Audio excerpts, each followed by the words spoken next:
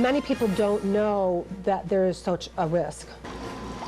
Who doesn't like to get pampered once in a while? Getting a pedicure is a treat, but you may not realize it can also be dangerous. New nail salons seem to be popping up on just about every corner out there. Places to go to make your fingers and toes look fabulous. But the state is now cracking down on salons with more inspections. News Channel 8's Cynthia Fodor did some investigating of her own. With Stacy and Kevin, more salons in Iowa are being cited for unsanitary conditions.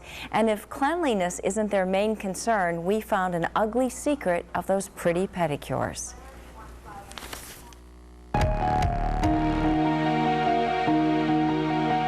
Jennifer Hall loves sinking her toes in the tub to escape the pressures in life. It's nice to pretend like there's nothing else going on but what you're doing right now. But what germs lurk in this foot bath or on these instruments? There's all that crud and all that stuff in the piping there, you know, from scrubs, from the oils, lotions, funguses from coming off people's feet. If there's a disease in that water and you got nipped and you put your foot back in there or whatever, you could possibly pick up the infection.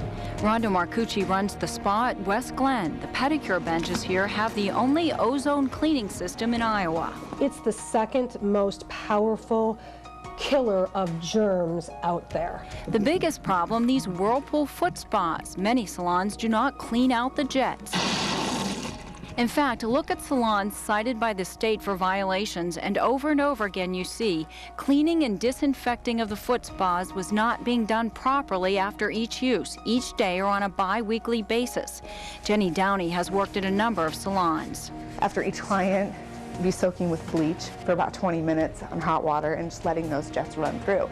That's not happening. Or if they do not clean behind the jets, which is the place where most fungus is sitting, that's how people get diseases from getting a pedicure. This is a long list of what can happen, from yeast infections to cysts to fungus and even worse. I've heard of a woman in Texas who actually had to have her leg amputated from a fungus that she got from a pedicure. They'll have infection around their cuticle. I've seen where the cuticles lift from the back because of overaggressive pushing. Some salons still use tools like this callus shaver, which is illegal in Iowa. And why is it illegal? Because you can nip the blood and HIV and all that. That's why we took that out several years ago in our instruments in the state law. It's illegal now.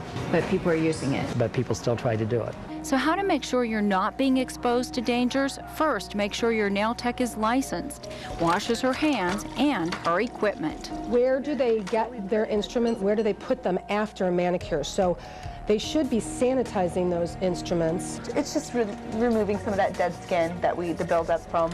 Look to see how tools are sanitized. We kind of like to scrub it off, rinse it, and then put it into the sanitizer and immerse it.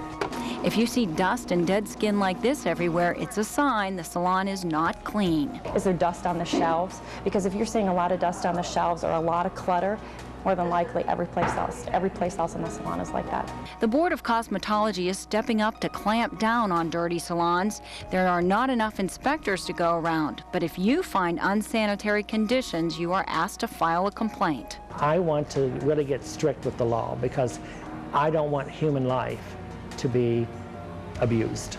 And we are responsible for the public health. Now, last year, the Department of Inspections and Appeals, who oversees the salons, took 316 complaints, and they have inspected about 550 salons.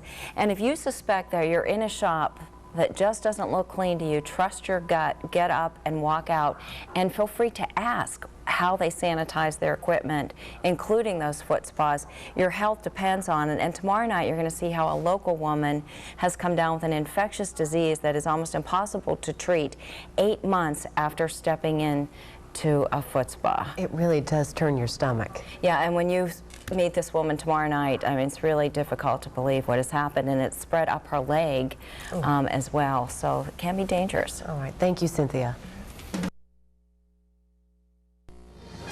I would never get a pedicure again. Imagine enjoying a relaxing pedicure at a nail salon, and then about a week later you notice something on your legs, something not right. Well, a number of central Iowa women have had a painful problem from pedicures. And one caught an infectious disease that nearly cost her a part of her leg. News Channel 8's Cynthia Fodor continues her special report, The Perils of Pedicures.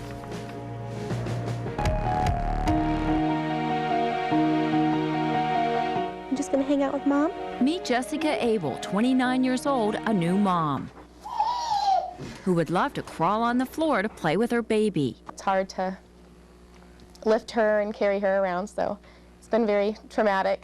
But she's hooked up to an IV at 4 a.m., noon, and 8 at night. I have 3 sores on my right leg, and then I have 1 sore on my left leg.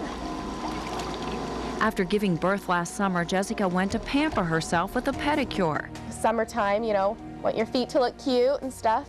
Shortly after, she noticed nothing cute about these bumps that look like bug bites. And that's kind of how this one started out. But then it just kept getting bigger and bigger. Do they hurt? Oh yeah, they're very, very painful. She went from doctor to doctor until one in Iowa City pinned down the painful problem to a pedicure. It's called Mycobacterium fortuitum.